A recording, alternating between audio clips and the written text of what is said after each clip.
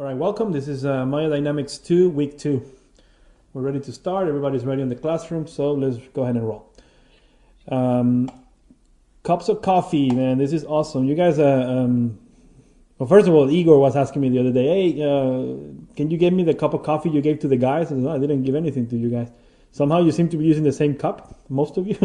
So I asked Igor to ask you where that cup, where do you find it? But yeah, it's looking good. I like it. We have barely touched fluids. And I can see some pretty cool results already. So I'm very happy. What I'm going to do is I'm going to let you guys deal with your cup of coffee or continue dealing with it on a side note. Okay, what we're going to do next. And I don't have any geometry to give you for this one.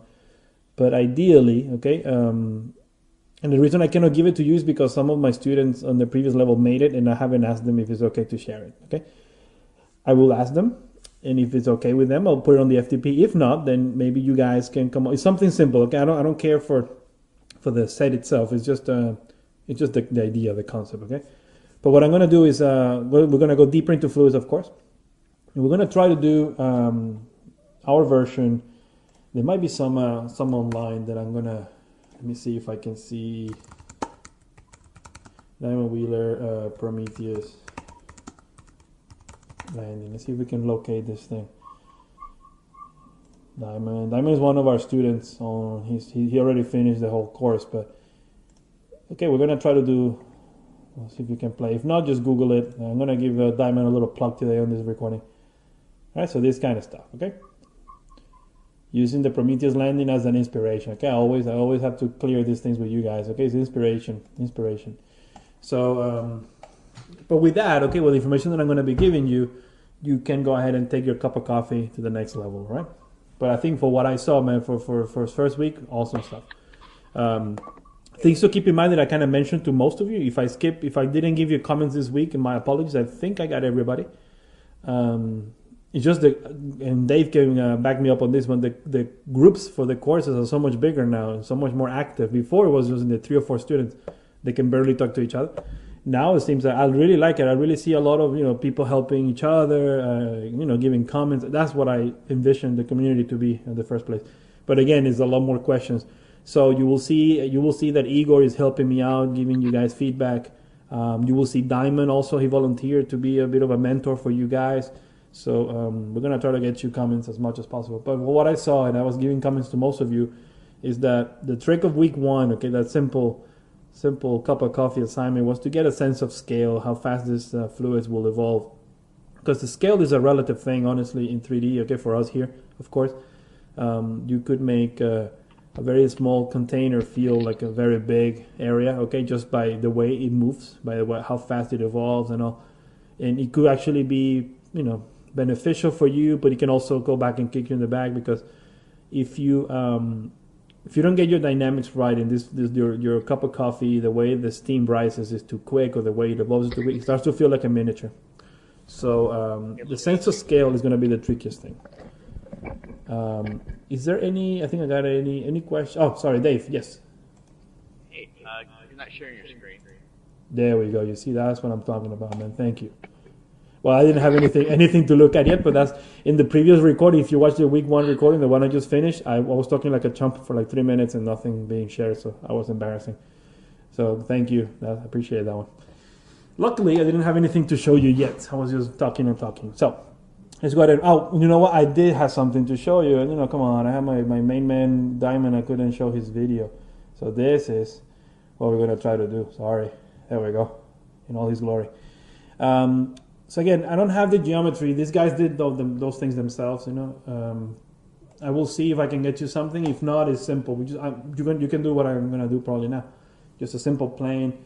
A good plug that I'm going to throw as well for some of you guys is this. If you go to TurboSquid, and those of you who have taken courses with me before, you know that I really dig this website because it's very, very nice. You can find a lot of models for free. So you can say space, for example, spaceship. I think I already searched for it. Some of those models, obviously, the people just giving them away, right? So not only you can buy your own geometry, of course, but Some people are very kind to share it with us or with everybody. So you can go in here, and if you want, you can just find a ship. If you don't really want to model something, you can see that there's lots of free ships and OBJs and Maya format. This works for the assignment we're going to do. So you could easily do that. I cannot just go and get it, download it, and give it to you because that the policy of the website won't allow me. But hey, TurboSquid, awesome website. Go for it, sign up, and then you can find lots and lots of stuff. Okay, so I'm going to use a ship that the students gave me, which is an open source ship that made by Digital Tutors or someone. I'm not sure, but it's guaranteed to be open source and all. So enough talking. Let's go ahead and start doing stuff. So let's go into week 2.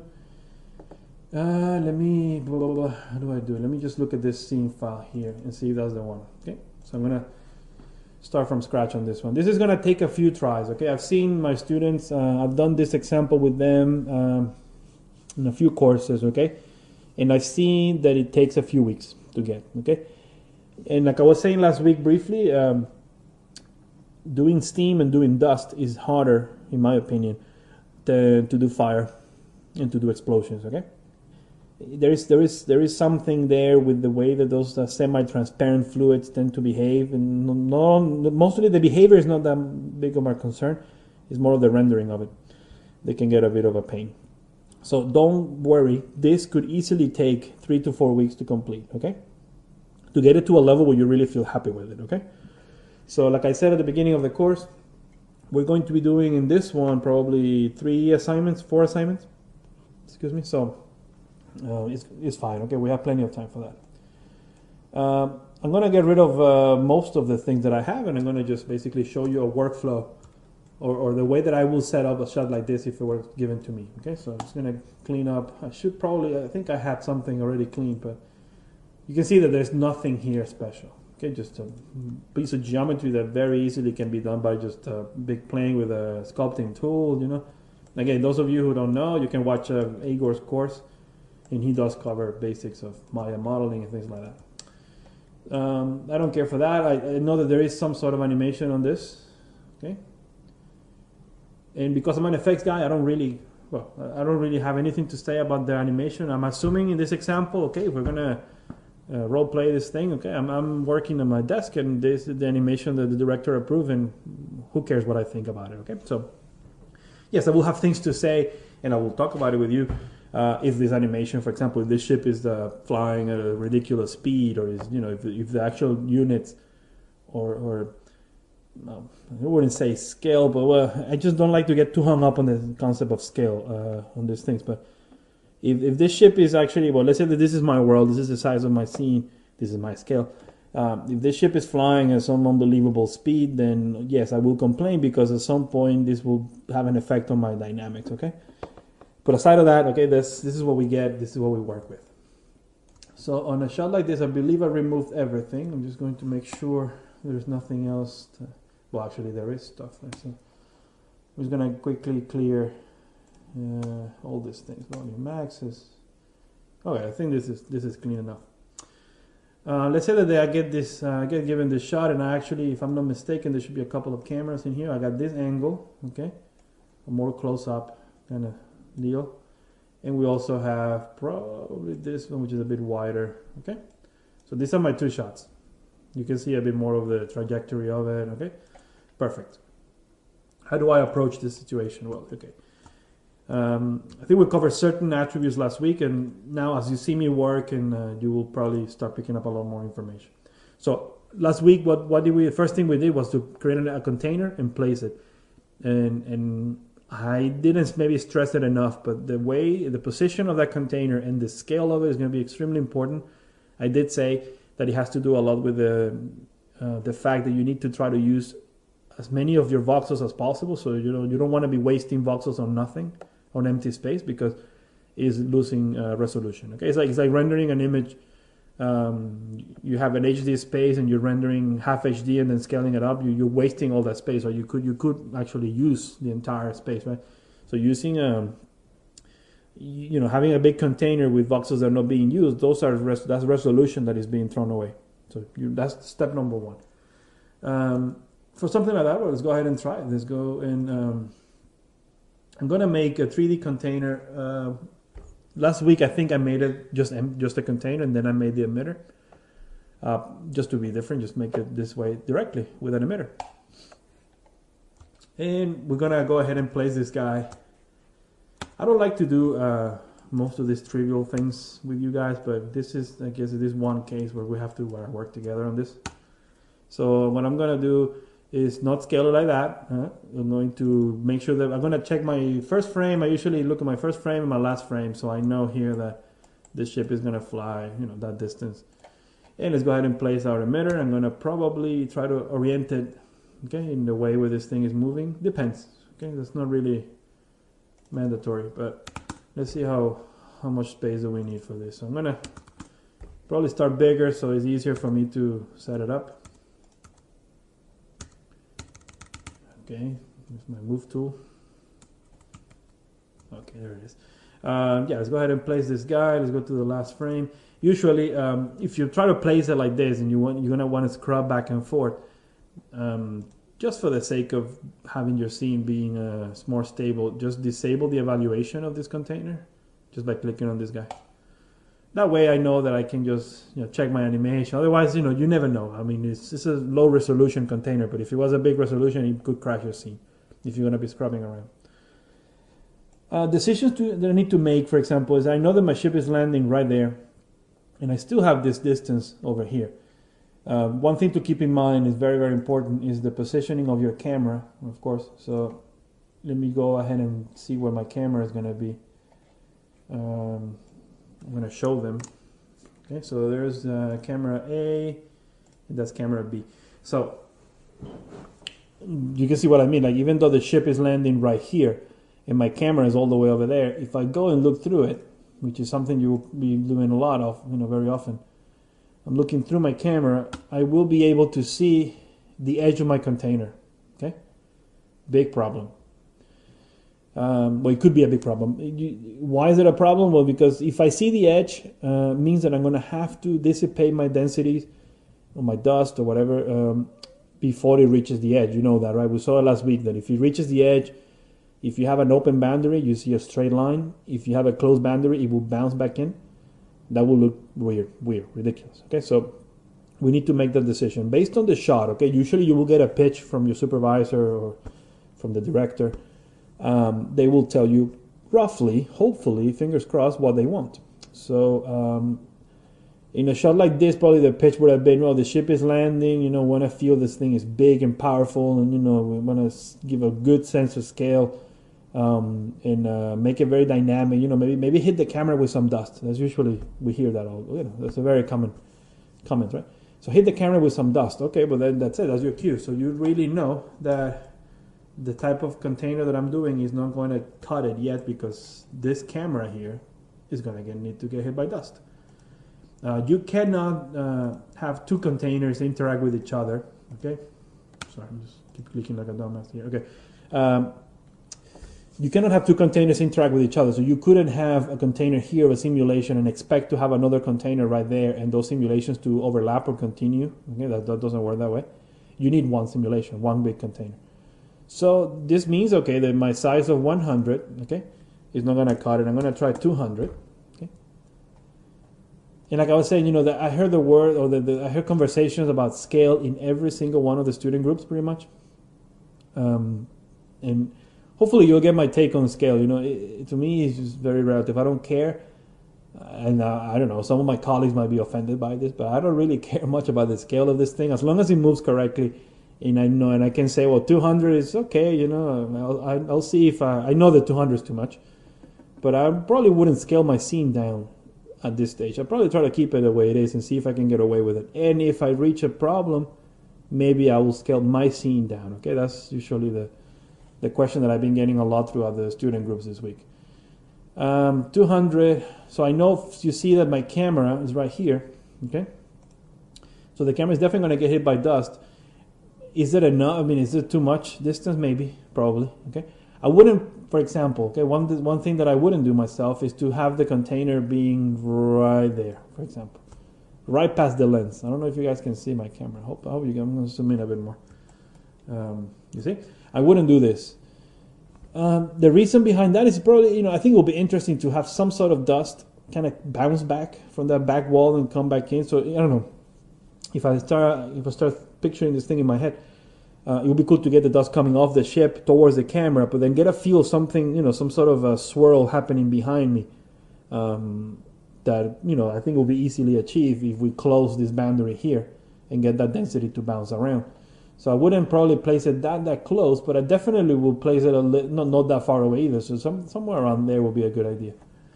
So 200, I went too far because I know that. Perfect. So I can cut this thing probably by 150.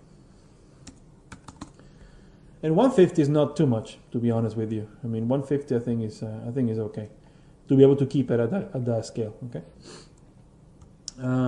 Okay, perfect. So I got my longest axis going on. This is good, and I'll do the other two quickly. So let's see what we're doing here. Let's go and scale the z-axis to probably a value of 50. Keep an eye on this. Okay, the trick on this, as like I was saying, is to make sure that you don't see those boundaries. Okay, so 50 is a bit too tight. Okay, let's talk about this too. Yes, the camera is inside. Yes, the ship is inside, but I'm expecting, I'm anticipating these engines to generate a lot of the turbulence, a lot of movement. And I know that this distance here is not going to be enough for me to cut it, to be able to give them room. And again, I don't want to hit those boundaries, okay? At least not with visible densities. If something is hitting that boundary, it will have to be so transparent that, it's almost invisible. So that's not good for me. I'm going to probably give myself a bit more room. Yes, I stress a lot that you have to be, you have to make sure to keep your boundaries closed, but, there is a fine line between being careful and then, being too cheap and then having to redo it anyway. So this is a good one, and then we'll work out on the height. Let's see how we're doing in here. We need to make also a decision. What happens to this ship? Or probably you will ask that to your supervisors. Is this ship, when it's in midair, do you see any density in the air? Do you see something going on? Or is just when you hit it closer to the ground? I don't know what's going to tell you.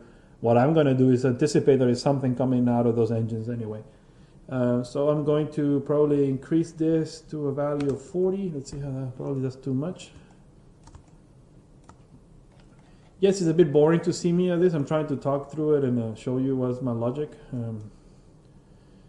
behind this thing. So we'll see. So I shouldn't have done that. I should just probably move it up. There we go. So good point to talk about this at this stage. Okay, so you can do collisions with fluids. Definitely, you can you can select geometry and select your fluid and make collide. That's an option. It's there for you. Try not to use it. Okay. I guess the guys who make mine are going to jump out of the chair, but try not to use that as much as you can. Try to avoid it. I'm going to teach you ways to avoid it as much as possible, because the collisions do work, yes, but they tend to eat the density away, and it's not as visually interesting, or it can get very expensive as well as working around with other, working in a different way. In a case like this, okay, let's... I don't know. In any case, honestly, you should probably try to use the floor of your container as your ground plane as much as you can.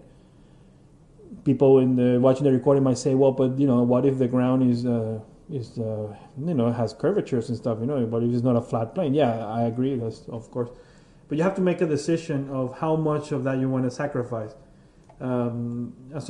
instead of using a collision. Okay, because one thing is colliding with the bottom of your container is a lot cheaper. It's very precise. It's already built into the system. There's nothing else to include. It will look much better. And also how much you're going to see the collisions happening if you do something like this, where you place the container right below the ground. Would you see a big difference? I'll let you try it. Okay. If I were to do this myself, I would probably start like this. You don't have to tell your supervisors or the director how you're doing your shots. Okay. There are some of them that are a bit more, I'm going to be polite here, but they're more involved in your process, okay? And they will ask you how you doing those things. Well, then you can say, or you can lie, whatever it is. But if you don't really tell them, because sometimes, okay, what's going to happen? You're going to go to dailies, and you're going to present your shot. I've seen that on junior TDs, and I feel so sorry for them. Okay, they go in and say, I'm doing my effect, and I'm not colliding with the ground plane. I'm colliding with the bottom of the container. They go like, what? automatically they jump. A supervisor or a director that's not an effects artist, okay, they will hear that sentence, they will jump. What's wrong with you? But the ground, don't you see that it has a curve? No, but you have to collide with the ground plane. You have to collide with the geometry. What are you talking about? And those poor bastards, they go back to their desk and they suffer for another week. Where I promise you, because I've done it, you show these things. You don't tell them what it is. You tell them, yeah, I'm colliding with the ground. Even if you're a bit, running in some sort of danger, nothing's going to happen. But if you lie to them or you don't really tell them that what's happening, and you show them one with the collision of the ground and without the collision, just with the bottom of the container, in this case, they will go for the one with the container, or they won't even notice. Okay. So that's your decision as an effects artist. You know the consequences. My advice, okay, and I really put my money on this one. Try to use the floor of the container as much as you can. Obviously, there's some sort of peak in the middle here, or some sort of rock point. We'll figure that out later, right? And even then, I think there's ways around it. So try to avoid collisions. That's my point with the whole spiel. So there we go. So I'm going to do this myself, and I think you guys will get away with this perfectly fine, okay? Because honestly, the distance is so small from the floor to that, and there's so much going on that it's going to be really tricky to say, oh, but I don't think that's colliding with the real. No, it's not going to happen. So I think I got my dimensions okay. I think I'm not okay. Look at this thing, okay? So if you were to see that with me, and I'm telling you so much to be efficient with the dimensions, this is not good. I'm wasting all this space. Look at the ship engines are down here pointing down, and I have all that space. That's not good. So let's go ahead and cut this guy to 25 probably, and see if that's good enough. Maybe it's too small, but something like that. That could work. I think that will be fine. I still don't feel very happy with this area in the back here, but at the same time, could be okay. I'm thinking, there's some space back there, but I guess it will be good to have some sort of stuff, pre-roll, what it's called, which is a bit of a simulation starting before your first frame of rendering, okay, happening back here. So, so it feels that the ship was actually traveling through this area. So I think it's okay. This is a good container. You see, I didn't have to rescale my scene to, yet. I don't think I will at all. To be able to have some decent sizes. It's not really, 150 on one side is not that bad. It happens.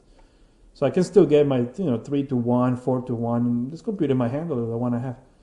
If yours at home doesn't, of course, by all means, select everything, including the camera, of course, and scale your scene down. That way you work with a smaller container, but don't work with too small of a container. I'm sorry.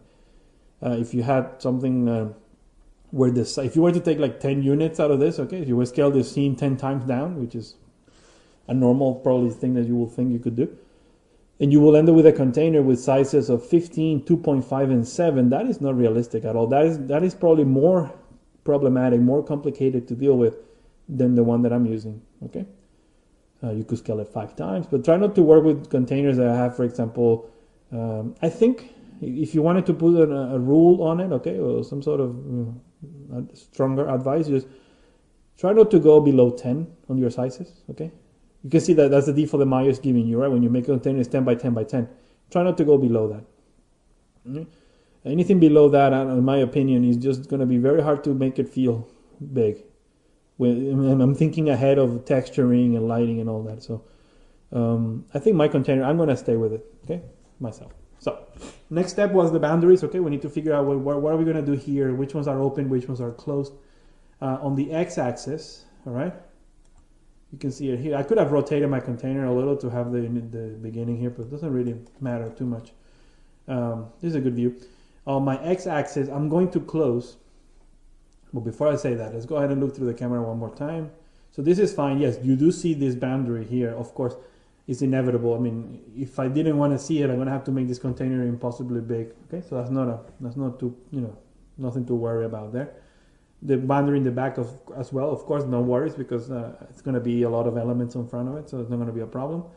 But the good thing is that I don't see the back and I don't see the left side.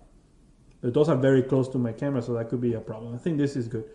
I'm scrolling, looks fine. It's landing right in front of the camera, perfect. I think I'm good. So let's go ahead and take a look at the boundaries one more time. Let me just move up. So situation like this, I was saying earlier, I think it would be a good idea to try to close this boundary, and I'm gonna try to close this one too. Okay, this two here. So it will be the it will be the positive Z and positive X. I'm going to close them with that intention to see if any density kind of bounce off and come in swirling back in. It could be interesting. It could be interesting to see because just look at it through here. If you have some densities coming from screen left, kind of rolling in as everything is happening, I don't know. I think it will look well like if some big swirl was happening outside of camera, which is hard to do. I know I can get something coming back in if I have that boundary closed. And also, I'm thinking again ahead. Me with my FXTD mindset, I'm thinking, well, I know that this is not going to be done only with fluids. I know I'm going to need some particles and I'm going to need other things. So having those velocities coming in from outside could be a good thing. So take my word for it. We're going to be working on this for a while. All right, so I think that's good. So, okay, sorry, I haven't actually done any boundaries yet. So boundary X, I'm going to stick to the positive side. Boundary Y is my floor, so I said, let's going to use the floor for the container, so that means is the negative Y, my floor, and boundary Z is going to be the positive side, right?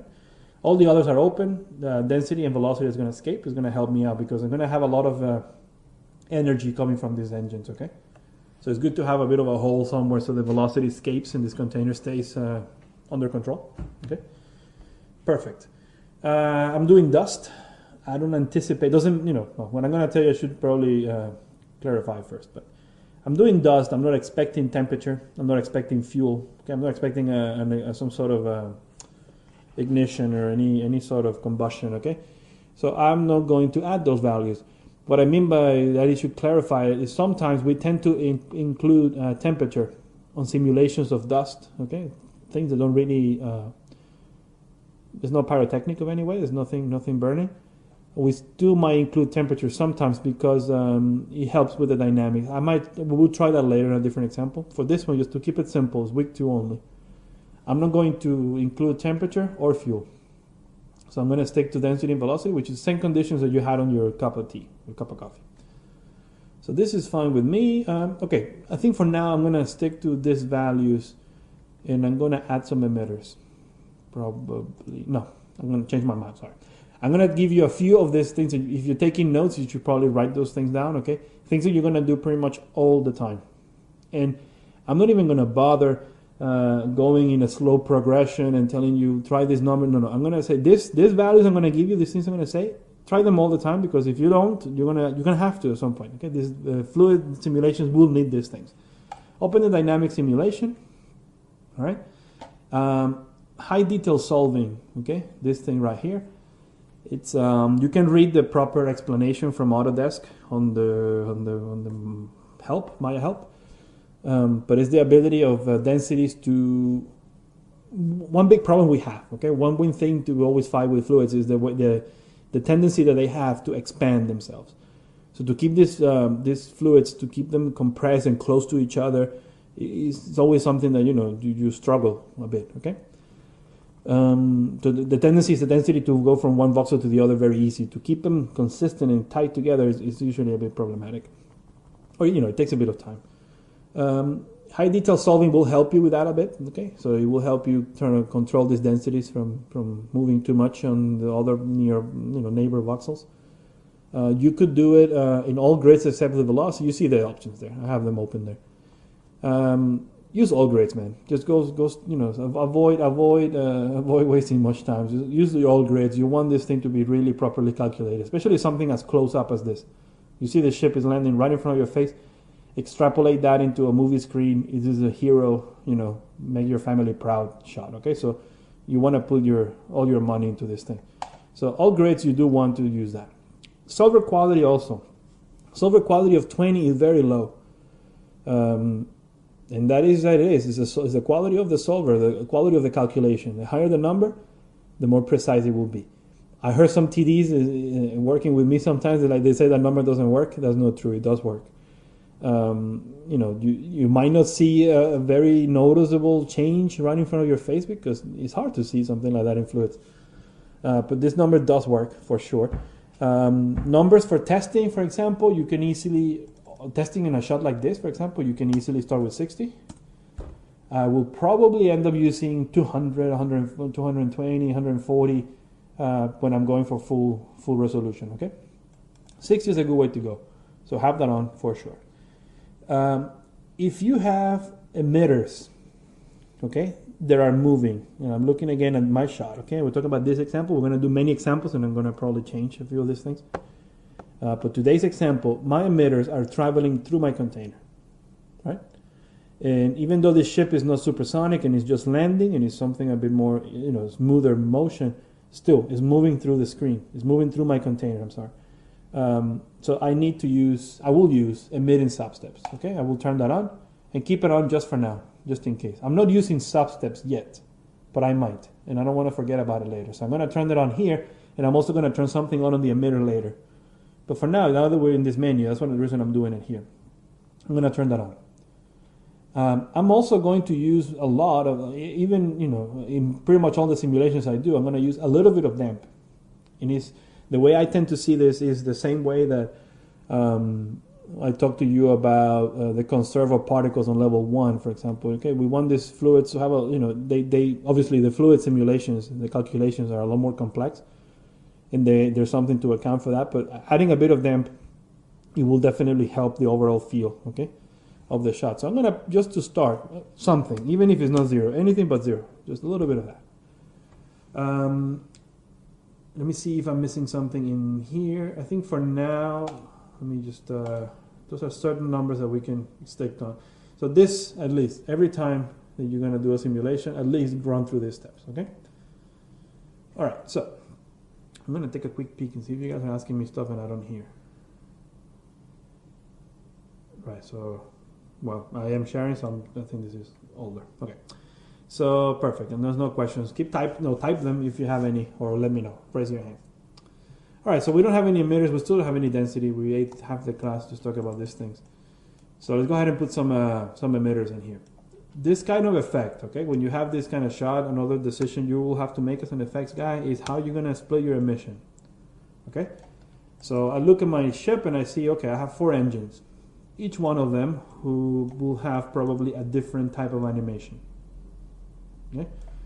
The rotation will probably, if this is done on a proper film, something with more resources, I will assume that the animation department will have slight variations, obviously, on the rotation of the engines, on the speed of the turbine is rotating, meaning that each engine will be unique. Okay, that doesn't really matter, too much for you. You just have to make that decision. Well, if the animation is going through the trouble of making these engines unique, because they will run. If this is a slight difference, that's what makes a good visual effect. Okay, those are the guys that win awards. They put those details in there. So, do you make the decision? Do you treat these engines, all of them, as one, or do you separate them? And how do you separate them on left side and right side? Do you separate them, or don't separate them at all, or you take each one on its own emitter? It's up to you. I leave that up to you. The way I would probably do it, just to cover my back, is to separate all of them into 4 emitters, 1 for each engine. Okay, it's not that hard to set up. At least it gives me the flexibility, and because I've seen these things before, they go in and say, Luis, the bottom left emitter, okay, the one in the back on the left side, can you lower the magnitude or the amount of density, by half, or can you make it spin a bit faster? It's gonna happen. So, if it's not that complicated to set up, and the reason I say it's not complicated, because the way we're gonna do it, we're gonna do one engine. We're going to get that engine looking cool, and then we're going to replicate that on the other 3, but at least we have the ability to control them separately if we need to. Okay, so my advice, probably split it in 4. Okay, if it's a quick freelance job and people are not paying you what you should be getting, you still want to do the job, hell man, just do whatever works best faster, right? So maybe 1 engine will do the trick. I mean, one combined emitter for all. Okay, I'm going to do 4, but actually I'm going to do 1 and then let you guys do the other 3. So what am I going to use? I'm going to select my container, and that's not my container. This is my container. I'm going to go to fluid, and I'm going to add an emitter. Let's go to the options if you want to see, but there's nothing special here. I think I showed you these things last week anyway. I need a volume emitter for sure. And whatever, I can call this engine 1. Nothing special there. I'm gonna hit apply, but I do want a volume emitter. So done. I don't want a box, a cube. I want a cylinder, I think, for something like this. You guys remember, sorry, I'm looking at the wrong thing. You remember from level 1 when I showed you, well, I'm not saying you remember, I'm talking about to everybody, even on the recordings. But Dave, you were there, so, and Claude, you just there. When I talked to you about volume emitters, I show you the cylinder, and I show you that it has some pretty cool ways to spin. Well, in that case, it's particles around. You can go around the axis, along the axis. That is key, man, for this kind of example. So let's go ahead and I know it's boring, but you're gonna have to see me struggle placing this thing here quickly. So bear with me for 1 sec. I'm gonna do very as fast as I can without being too precise, okay? But I'm just gonna try to place it where it's supposed to be, and I'm going to parent it to that geometry. So, oh, come on. Well, you will do a much better job than me because you will have more time. But so that's that, and I'm going to scale that guy, and I'm going to place it roughly there. I think I'm off a little bit on this axis. And let's say that this is all the time will allow me to do. Okay. And done. I'm never gonna be happy with the position, so I'm gonna stick to this. Perfect. So that's my emitter. It's already connected to the container. I'm gonna double check that I'm on frame 1. I'm gonna constrain that guy to the. You see, I shouldn't have done that. Let me undo. I thought I was on frame 1. I placed it there, but it's not. So I'm gonna constrain that to probably to the animation control. There might be some sort of animation control on this ship that has perfect. So this should work fine. So I'm not going to explain how constraints work.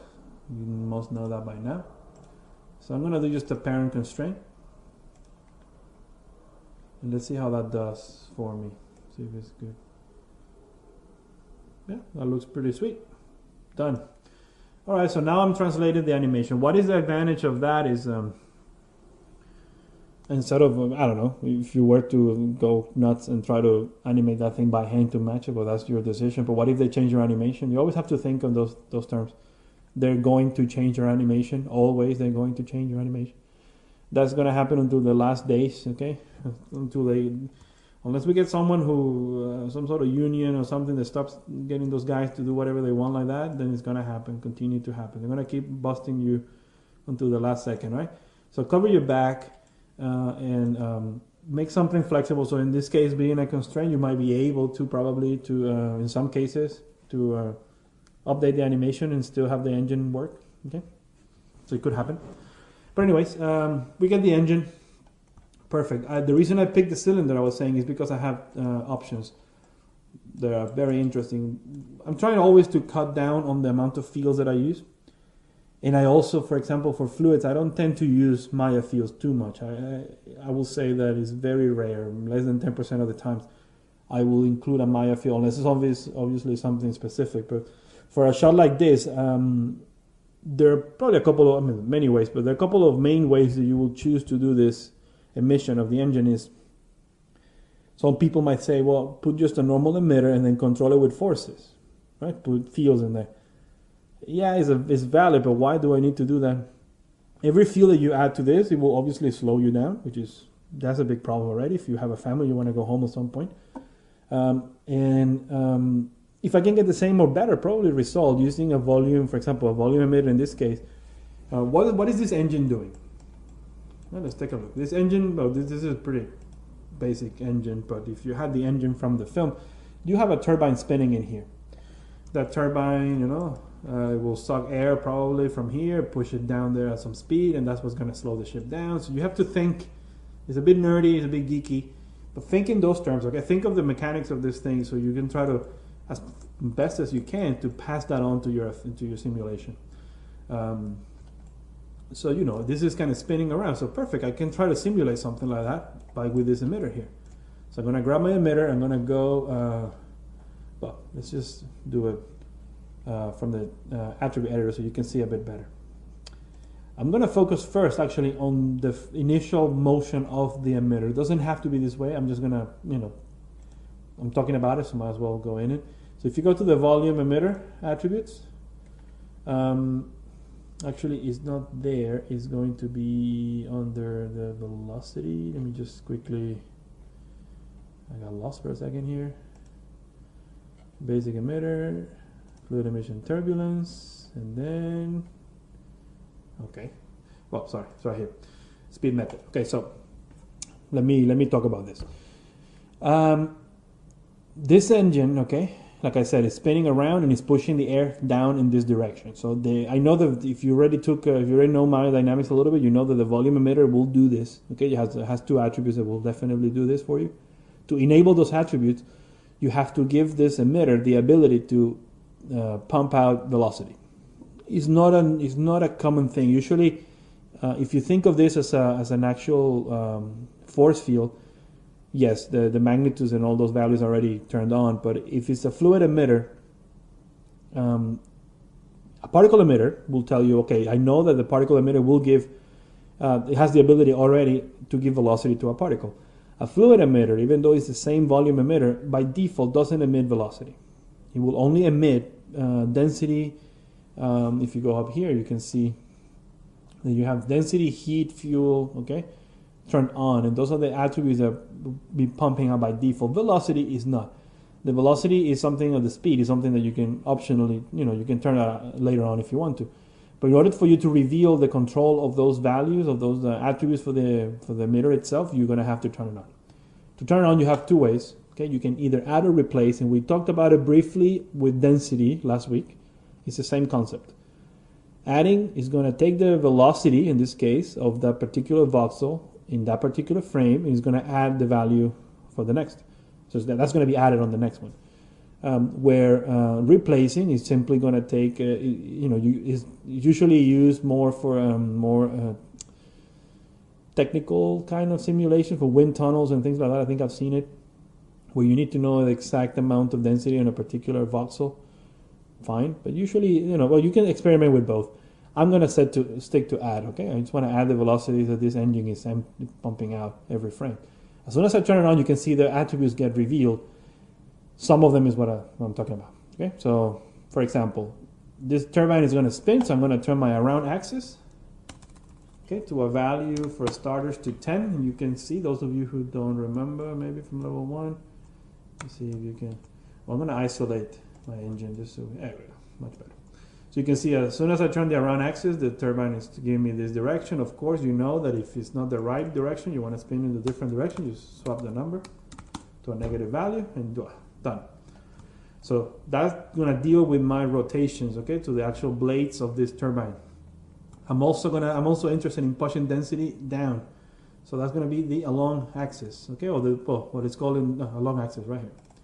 So let's try a value of 10 as well, just to start. You can see that helps you out, gives you the direction. That is the wrong direction. No problem, swap that out. Now we have an emitter, a fluid emitter, that is doing the rotation and the pushing automatically for me, okay? I'm gonna, something to keep in mind. Actually, no, nothing. This is gonna work fine, okay?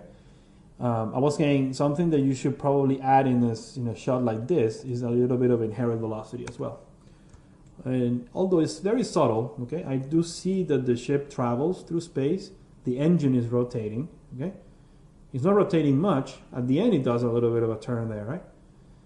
I think it's a good idea to inherit the velocity of that emitter, okay, onto my fluid. So I want to be able to take into consideration the actual motion of the piece of the engine itself, or the rotation of my emitter, okay? I want to pass that on to my fluid to make sure that it all feels connected. If I keep the inherit to 0, the emitter itself can be spinning around out of control, and that velocity is not going to pass on. The only velocity that's going to get passed on is this one, okay? This two. So that's not really what I want. I'm going to inherit 100% for now, okay? Because I know that it's not moving too much. If this engine was spinning, like I said, out of control, I wouldn't inherit probably all of it. So now we have that. Let's see. Well, obviously, like I was saying last week, we need density at least. So density is set to add, which is fine for me.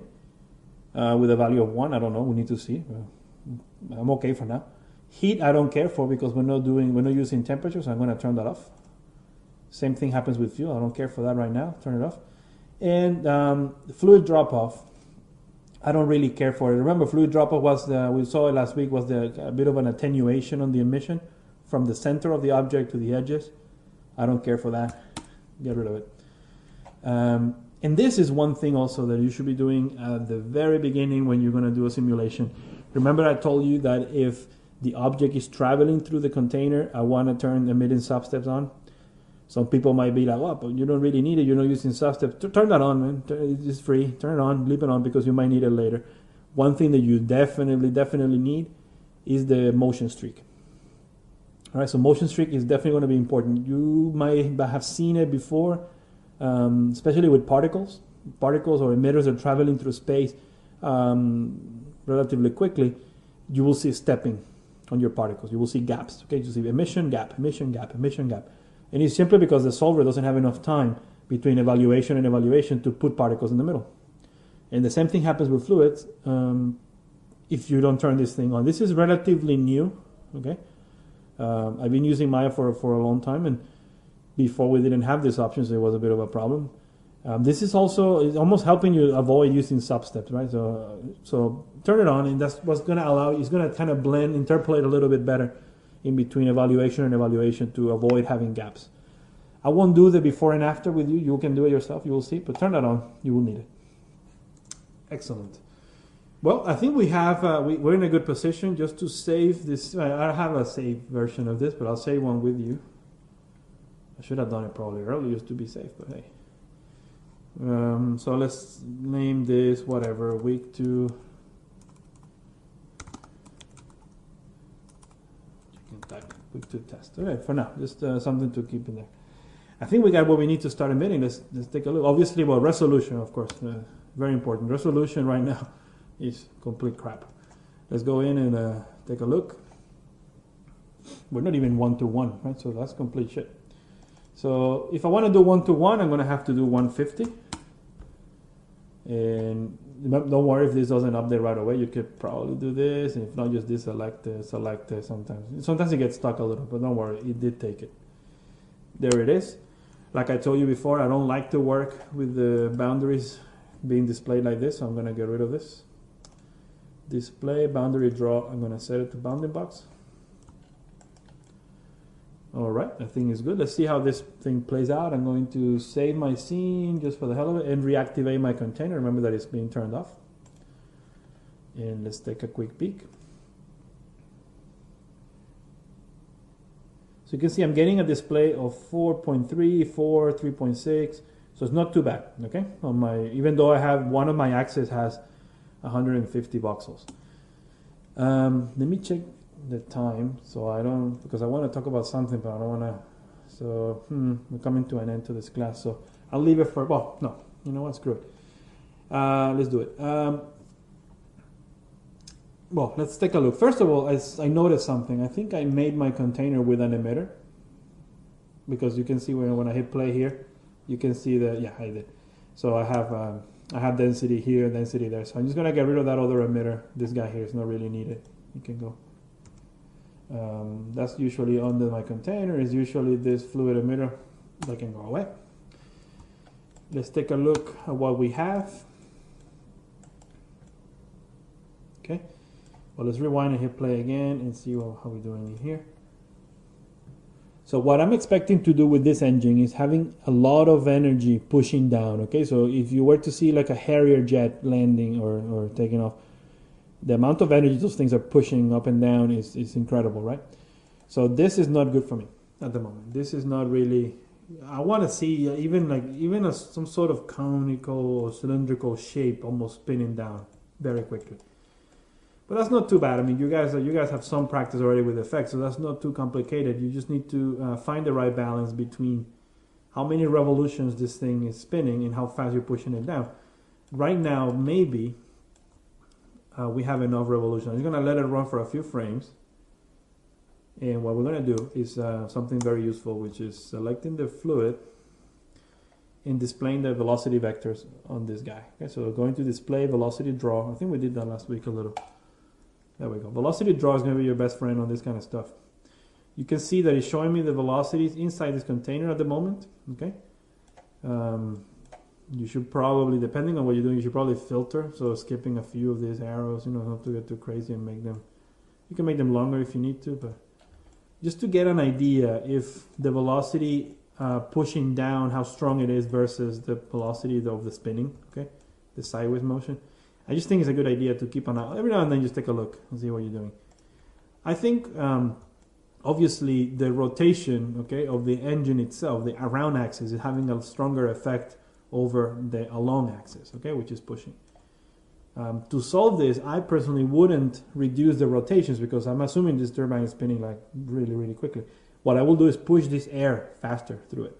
So I'm going to increase my along axis to -100 and start pushing this density. I'm not going to do all the tweaks with you. But you can see already, this is much, much, much, much better. Look at that. Okay, so this thing is actually going good. You can always remember, select this guy. And I'm not remember the numbers by heart, okay? I'm not cheating. I don't have like a notepad with numbers. I want to do these courses with you like this, even though I've done them many times. I don't really remember the values that I use. But it's good to make mistakes with you because it's better to make them together than you make them at work later on. So, I'm not embarrassed if I make a mistake, so that's fine. I was going to show you again the velocity draw. Yeah, so you can see now is obviously the velocity is very cool. The fact that I'm colliding with the ground, you see, is giving me this kind of swoop. Okay, there's going to become later a swirl, which is very interesting. Okay, I'm digging that. So it's a bit to the side here, which is a bit off, but could be I could rotate this engine a little bit, but this is working really well. I don't know, for example, if my rotations are strong enough, and that's something you will probably eventually will have to see through the rendering. There's not much you can do right now. You could increase it a little bit. Remember, if you increase the rotations, you will probably get less, obviously, of the pushing down. But this image right here, this angle, is not too bad, actually. I mean, it's a good starting point for me. Look at it through the camera. We'll let it run a bit longer. Why not? Okay. So it's a good starting point.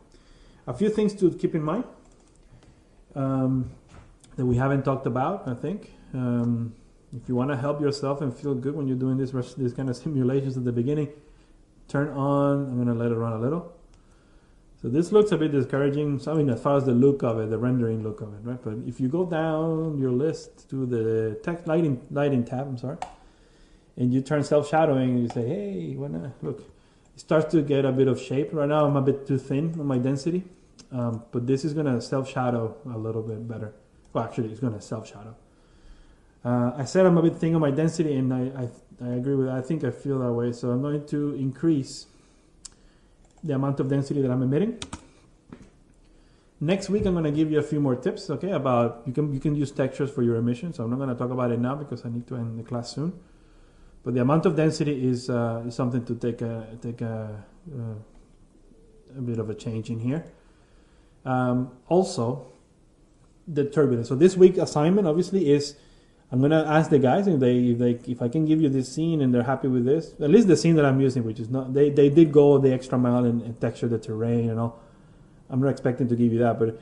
Or if you want, you can just replicate something like this yourself. If you have a ship that you model already, you want to use it, by all means, please just do something similar so we're all in the same ballpark, okay? So assignment for this week is to get the one engine. I think it's going to take you a few tries, okay? So try to get the one engine looking right. Don't go into the other yet, the other three, so we can focus our attention on the one, right? You get one looking good, then the other three come for free pretty much. So get the one engine working. Don't worry much about the rendering. If you want to try rendering, of course, start. I don't mean to. And it's actually a good idea to hit render a few times, even if you don't play with the attributes, just to get yourself in an idea where you are with this kind of thing. And kind of set up your dynamics. So get your rotations going well, get your pushing going down. And also, very, very, very important is the fluid emission turbulence. On something like this, it is going to be turbulent. This is basically the turbulence is going to randomize the value. So right now you have a value of 2 units, 2 density per voxel per second. Okay. If you put some noise in there, it's just going to, instead of being a consistent value of 2, it's going to kind of noise it up, change it over time. That is very important. Remember the geeky part of these things, and try to think of what's the pilot doing. Is he adjusting the speed a little, every time? Obviously, if you had a helicopter and you're trying to land that thing, you probably have to alter these values, okay, to be able to accommodate for what's happening on the ship. So that turbulence could also, in a very subtle way, translate into changes of the speed of your rotations. Like I said, it's minor subtle details that make this thing successful. So turbulence, very, very important number. And don't be afraid of it. I think if you go strong, well, we'll see. But for fire, we'll go definitely with bigger numbers. But value of 2 might be probably too much. I just want to show you what happens. But it's not that bad. This will render nicer, okay? And when we start putting more density, it will look much better. But definitely it's working, you see? It breaks off a little bit of the edges. We're still a bit low res. I'm only 1-to-1 ratio here. So not too shabby. So play with those numbers. Obviously, I will save the scene and continue with you next week. But I don't have any dissipation. Dissipation is important, you know that. This density has to disappear. Otherwise, it's going to keep going and blowing and blowing. I like the combination of high emission of density and high dissipation. It tends to look interesting for this kind of effects. So dissipation of 1 might not be enough. But I like the fluid to dissipate fast, but I want to emit a lot of it, so it feels very interesting. So, well, this is getting there, okay? It's getting there. We still have a long way to go for sure, but get this going on, something like this. Like I said, I will ask the guys if I can share the scene. I'll put it on the FTP for you guys to download, okay? Let me go back. I think with this is in a good spot. Let me just save the scene, and hopefully there's questions on the chat window. I hope. All right, let's see. Do you like to use the turbulence emission attributes on textures to break up the emitter? And I already answered. Yeah, I mean, turbulence emission definitely is very, very important. I will also, on this example, I will also put a texture in there. It will definitely, it will give them a bit of a, if you want to experiment already before I go in and jump and do it next week, of course. Textures are very useful as well, for sure. There's lots of you here. Questions? Anybody? Anybody? I'll take any question. You can type them. If you don't have any questions, it means that I did my job correctly. But come on, ask something for the guys watching the recording. You're good. All right. No worries, Dave. Okay. I don't see anybody typing anything. Are you guys sure? Everything is clear? Give you another. Yeah, just please type something so I know. Excellent. That's good. I hope it's because I did my job correctly, not because it's too easy. We'll see. Let me see. Victor is doing good. All right. Yeah, you need to build a scene, and once you build the scene, probably questions will come through. That's true. That's true. I'll see. Maybe I don't think it will be, honestly, given that it's very basic stuff. I can give you the scene and at least save you that time. So we're all working on the same. I should have asked that before I did this class today, but I forgot. All right, I don't see questions from Inge on everything okay? Ellie, you guys good? Can you give me a little thumbs up? Yeah, all right. Do you understand me correctly? Is my English okay? We're all spread all over the world, so it'll be I'm sure there's lots of accents here, so I'm gonna make sure that you guys are okay. I don't want to leave anybody behind, All right, perfect. Everybody's good. Awesome. So I did my job. So this is recording. I think I figured out my way, and I think the compression is better. I replaced the videos from week 1. They were a bit blurry. I was trying to figure that out on my own. So I think it's much better now. So this thing, given that I already practiced a lot, it should be live tomorrow morning, hopefully. Well, it's 3 in the afternoon in France. So by tomorrow morning, in 12 hours or something. So, all right, cool. Thank you for coming. Thanks for watching the recording, guys, and I will see you soon. Keep it up. I'm going to stop this.